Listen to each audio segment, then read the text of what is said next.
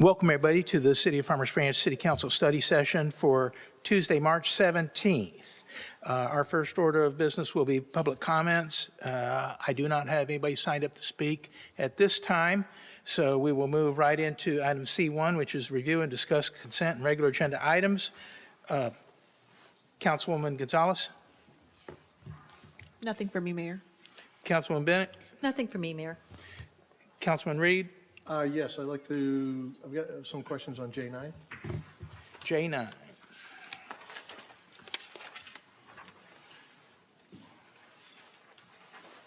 Okay.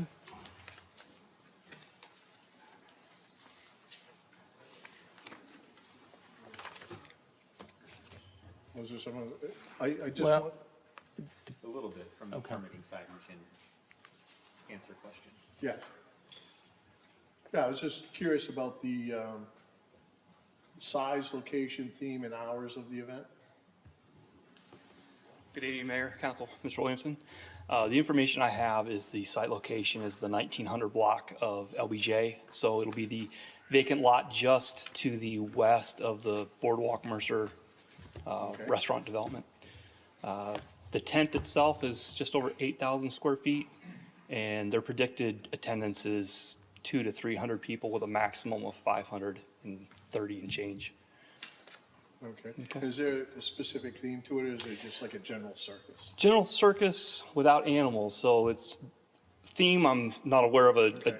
a theme, but there'll be some acrobatics, comedy, sketches, clowns, some music. Okay. Dogs and popcorn. Yeah.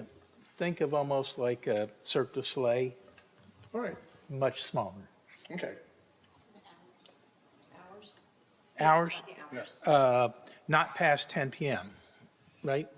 Yeah, I think I'm trying to pull it up on my computer.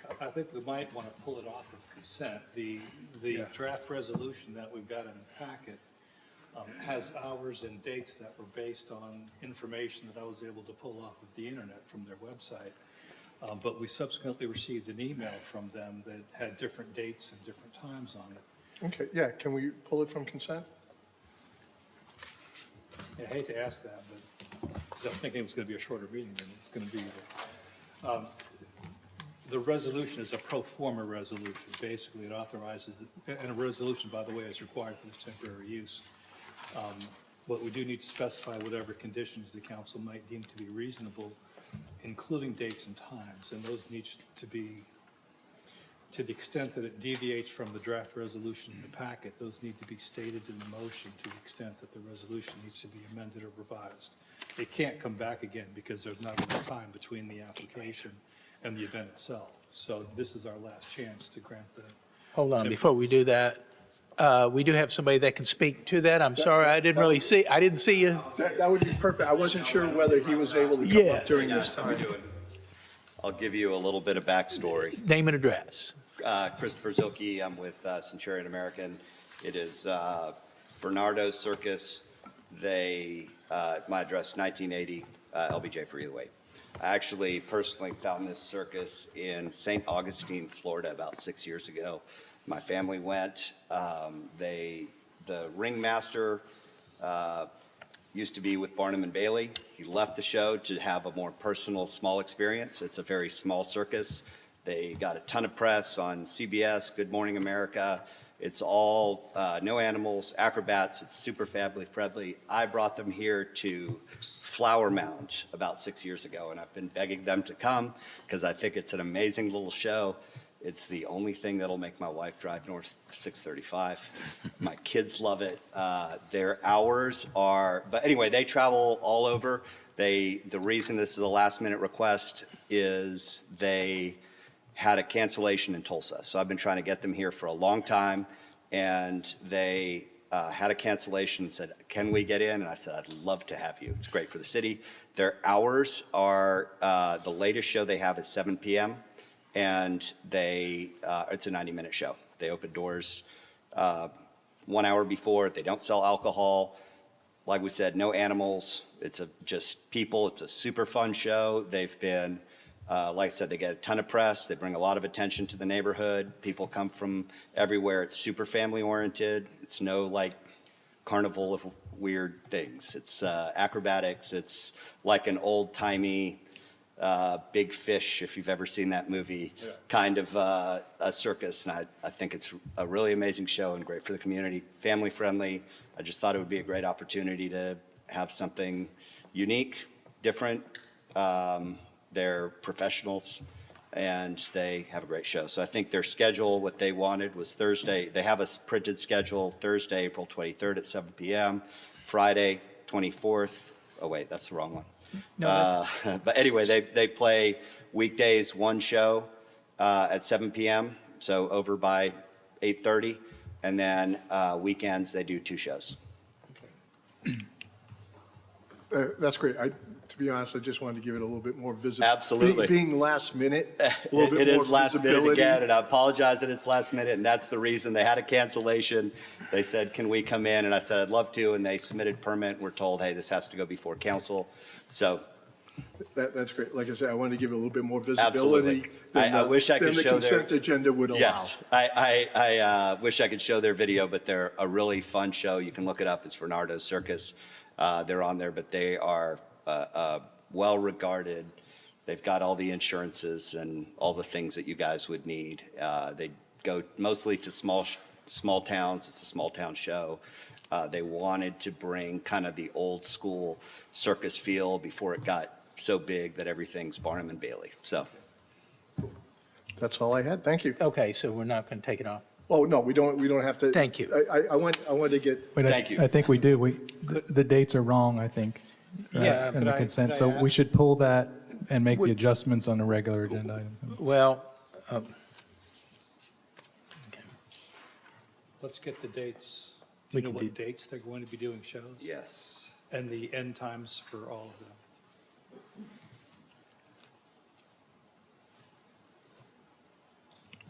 I have the dates that were submitted with the permit. say again, Scott. I have the dates that were submitted with the permit. I can provide those with times. Okay. If you, Could you read them all? yeah, can I grab? Yeah. Mayor, I still have questions on this same item. Do you want me to save it now, or we move it to regular and talk? Well, I then? don't know that we're going to move it, so if you have a question, let's hold on and see what we get answered here. Okay. It'll run April 2nd through the 12th with shows at 7 p.m. on the 2nd and 3rd, April 4th and 11 a.m., 2 p.m. and 5 p.m. show, the 5th, the 2 p.m. and 5 p.m. show, on the 8th, a 7 p.m., 9th, a 7 p.m., 10th, a 7 p.m., on the 11th, an 11, a 2, and a 5, and on the 12th, a 2 and a 5. Will any of the shows extend beyond 9 o'clock p.m. on any day? They should not. Do we know how long the show lasts? 90 minutes. We're done. Yeah, All right. I believe their operational plan does say that they're done before 9, but again, I've got to refer some notes. I don't have that Okay. off the top of my head. You're good. Okay. Good. Okay. Yeah, real quick, I think those dates do line up now, what I see here in our packet, so I think we're good with that. I did have a question mainly for the city and/or the city attorney. Will the city be bearing any liability or issues or proper insurance covered by them and that sort of thing? Those are issues that we could require or that we could consider to require in the resolution, but this is a private event on private property and it's between them and them. I mean, unless we know Okay. for sure that they're going to be doing something that's going to endanger our citizens. We could, I guess, require insurance, but we don't have to if we don't want to. I'm just And- not sure, I just want to make sure that we're covered. And a follow-up question to that is, are we expending any public safety resources in support of this event? Police, fire, whatever? No on-site support. Okay, that's all I have, Mayor, thanks. All right. Thank you. And just to clarify, if you guys did want insurance for any reason, our risk manager has been riding them hard, and it's, we're happy to provide for the city as well if need be. But it is all on private property. They don't, I believe, we do. Yeah, no. Okay, It's a good question. thank you. So we don't have to amend No, consent agenda. No, it could be on Okay. consent. yeah, it'll stay on consent. Okay, thank you for that. Councilman Neal, you have any other consent item? Yes. Item J7. J7? Yes, sir. Contract with Tejano Utilities. I understand that we had budgeted about 1.5 million for this, and it looks like this is coming in at significantly less amount. Is that correct? Good afternoon, Mayor and Council. Yes, sir. Okay. With the OPCC, originally was about 1.8, 1.9. Right. And it came in at the 697, 894. And we're pretty confident that this firm can handle the project? Yes, sir. Without issue, given the low number? I just got a little bit concerned that No, maybe we- they were missing something. I don't- No, sir, we did a background check and went through all of their bid line items, and Okay. everything checked out. And from the financial perspective, the extra money that was allocated for this, where does that end up, Ben? Does that end up in another fund, or? It should remain in the same fund and the next, Okay. roll to the next project. Okay, great. That's the only questions I had on that one. Thank you. Thank you. Very good, thank you. Moving on, next up will be item C2, discuss an amendment to the Code of Ordinances related to parking regulations for oversized vehicles in residential areas.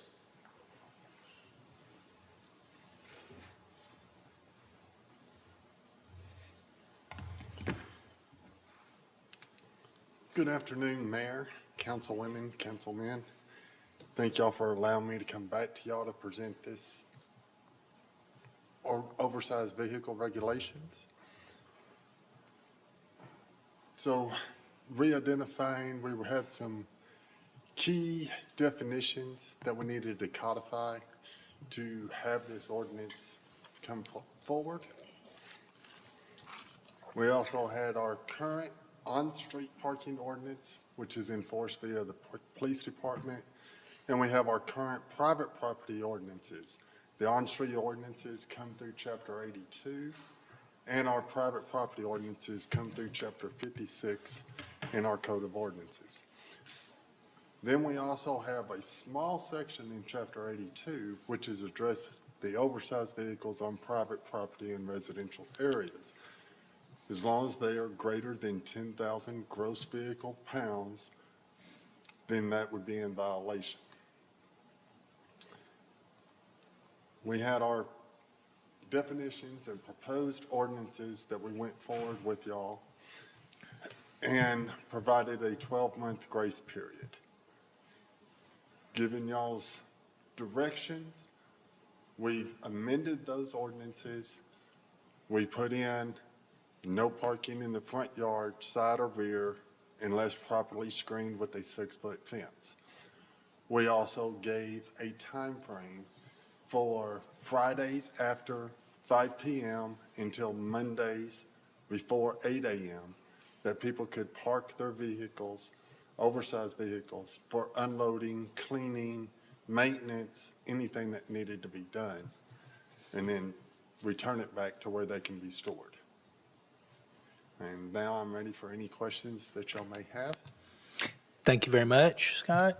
Councilwoman Gonzalez? I'll pass for now while I get my thought together. Councilwoman Bennett? So on the proposed ordinance slide, prohibits RVs, boats, box trucks, dump trucks, tow trucks, trailers, vehicles in excess of 8 feet in width and 21 feet high.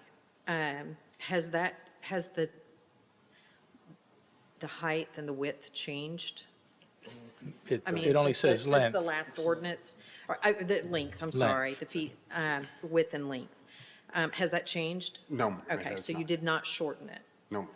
Okay, and but you're still expecting them to not be able to put them in the front at all.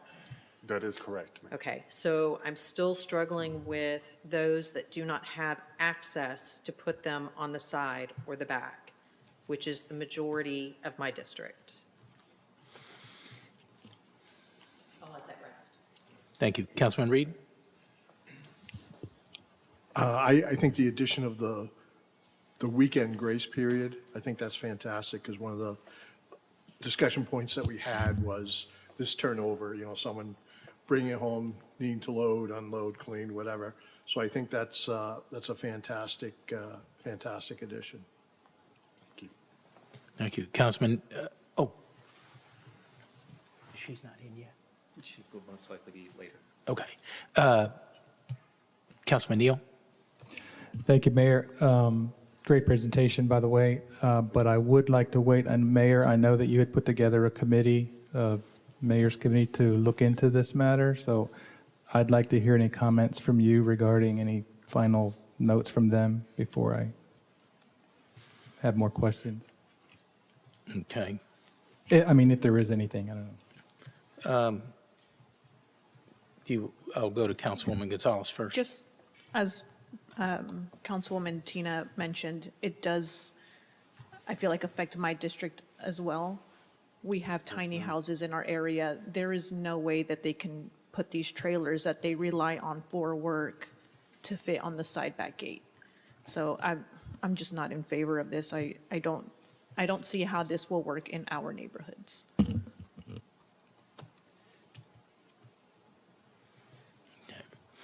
All right, so I'll just give general comments.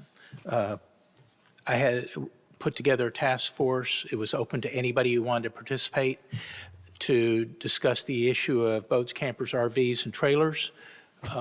We had a number of meetings. We looked at various ordinances that are in effect in other cities, surrounding cities, trying to craft what would make best sense. Part of the goal was to improve the aesthetics of the city.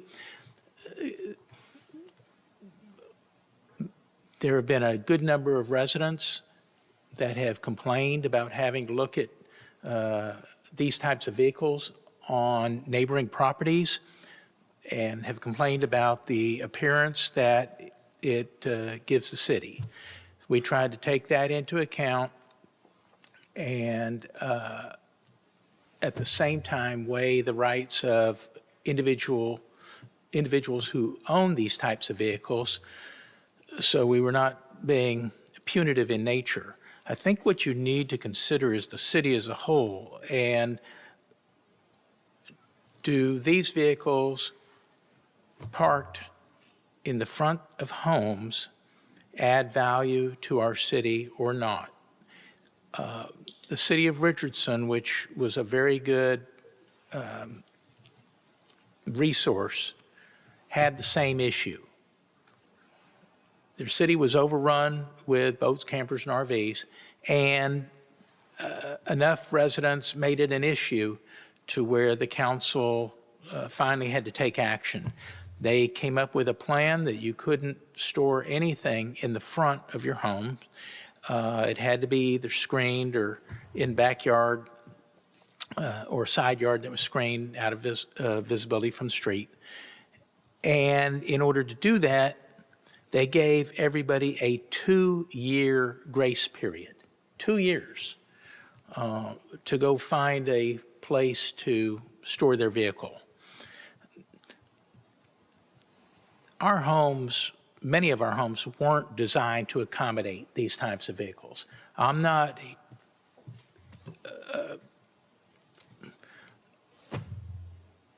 I want to choose my words carefully. It should be up to the residents, and you're the agent of the residents, in terms of what they want this city to look like. One of the things that this task force considered, there were several properties where boats that are parked in front of homes have not moved in more than 20 years.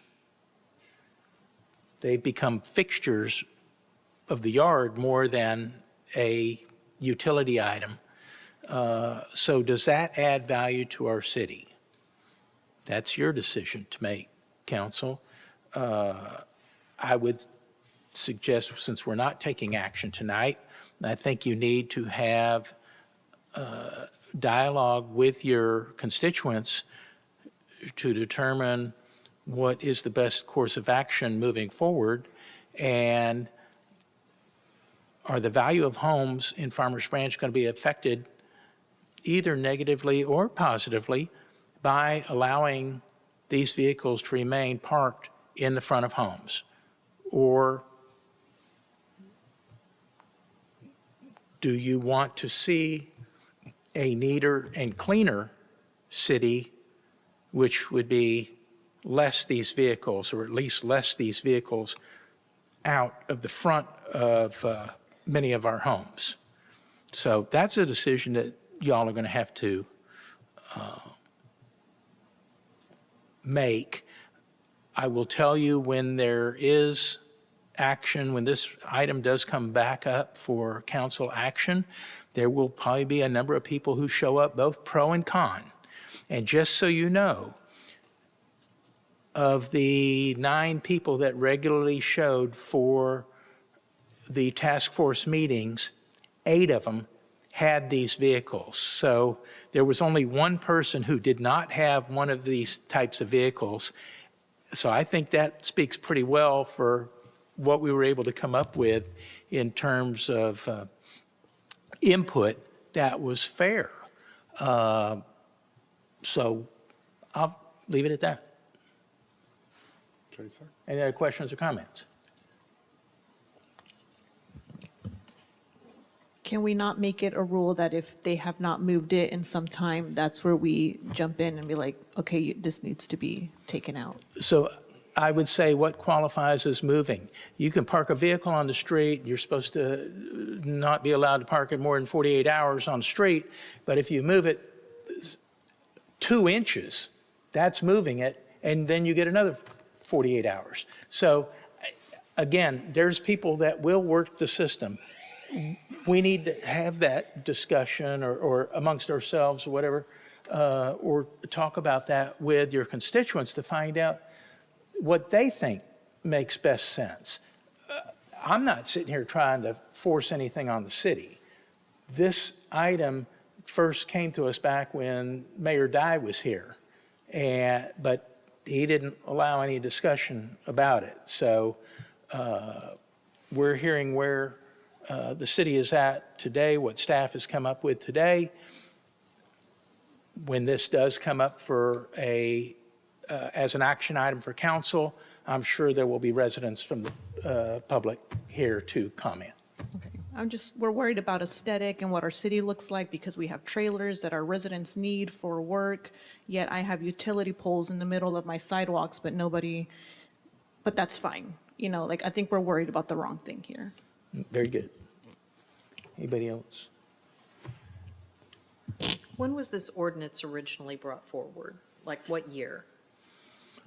The original ordinance was brought forward, adopted June 16th, 1997.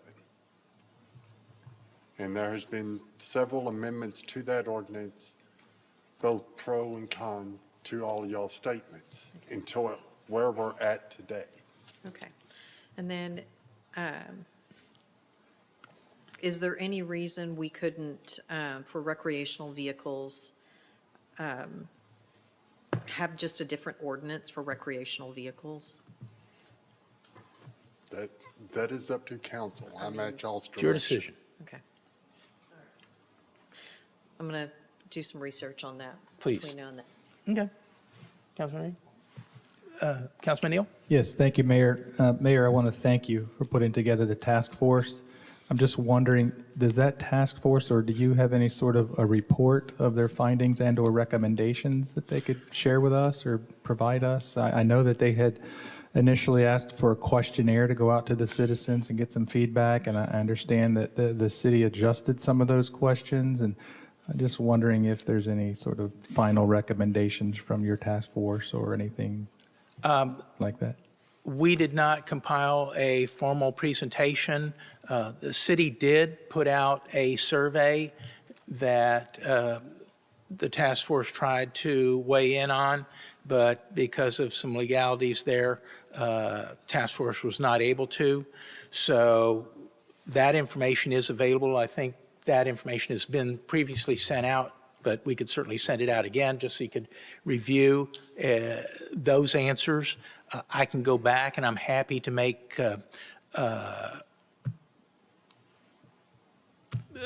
public or present some of my notes from those meetings. That might be helpful, but just as a general comment, I would generally agree with Councilwoman Gonzalez that we need to come up with some sort of creative idea to assist those that don't have the ability to somehow hide or move these things to the side. I don't know if that means there's some sort of grandfathering or extended timeline or just some other kind of alternative that might be fruitful, because many of these people that utilize these, it's their business, right? That's their livelihood, and I want to try not to diminish that to So- any great extent, so. I appreciate your comment, and I think it's important to distinguish, yes, there are different types of vehicles. There are people who have work vehicles and trailers at their homes. That, I believe, is covered in a different section of the ordinance, Yes, sir. okay, which is already not allowed. Then there are the boats, campers, and RVs, which are different vehicles, and that is what this city has struggled with for many, many years. Scott mentioned that in 1997, that ordinance was, the last ordinance was applied. In 1998, it was amended, it was discussed 4 different times by council at that time, but never adopted.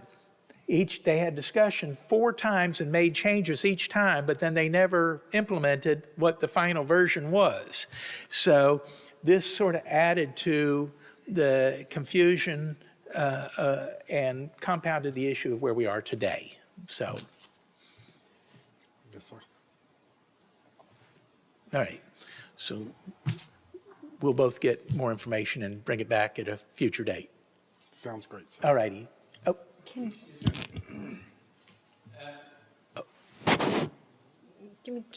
Ben send out the information to everybody? yeah, Okay, thank you. yeah. I'll give my stuff to Ben. And I just want to clarify, just because it says trailers in here, that's why I keep going on about the trailers. Understood.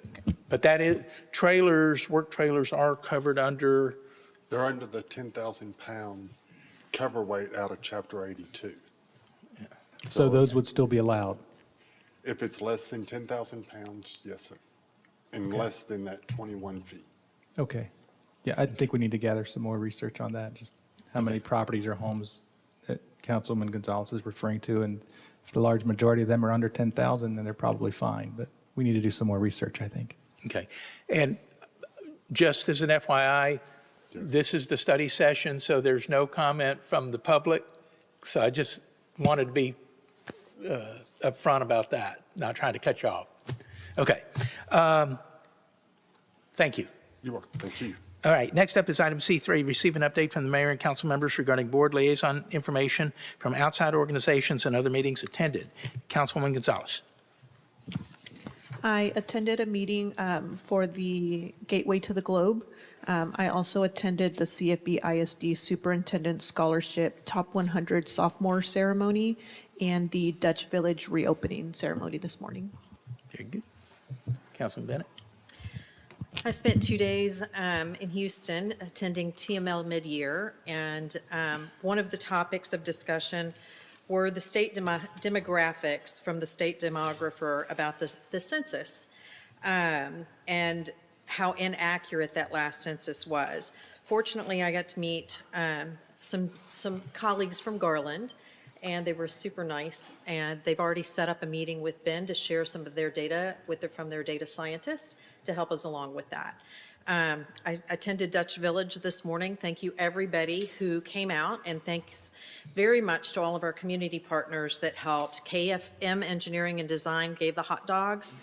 Todd Beno Homes gave the buns and chips. The Branch Herald donated the water. Cane's donated iced tea, and evidently it was green lemonade because it's St. Patrick's Day.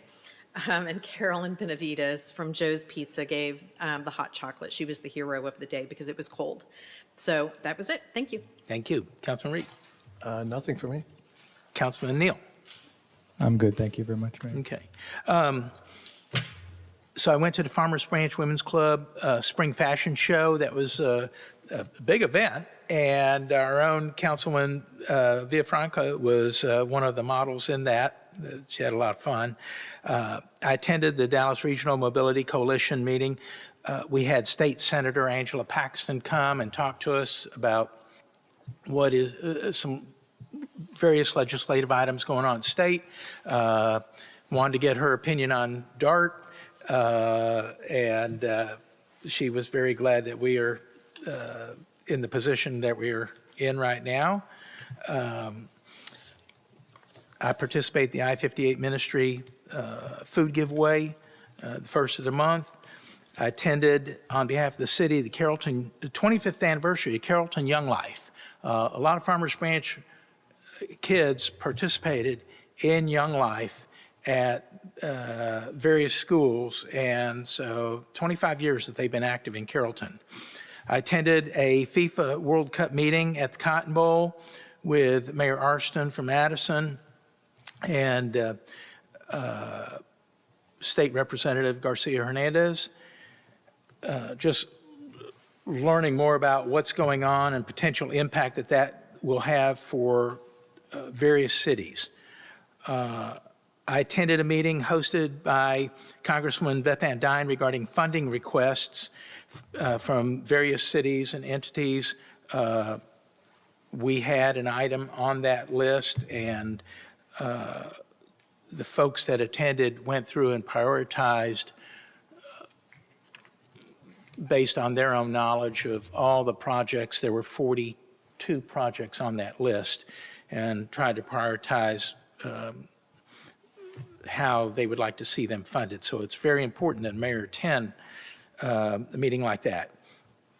Had a meeting with City Manager, with Randall Bryant, Board Chair of DART, to discuss our next steps. That included discussion around economic development for the station area, certainly the parking garage that we're looking to create, and then also trying to create some type of stationary event that will bring feature and focus to our DART area. I attended the RTC meeting and sat in as a voting member since Mayor Babick was not able to be there. That's the Regional Transportation Commission meeting, talking about various highway projects going on throughout the North Texas region. And then, of course, Dutch Village this morning. Man, that place is a fantastic playground. So kudos to everybody who made that happen. That's all I have. Next up is item C4, review and discuss future agenda items. Councilwoman Gonzalez. Nothing for me, Mayor. Councilwoman Bennett. I would like to request an update from the City Attorney's Office considering the harassment and discrimination awareness presentation that the council received on October 8th, 2025.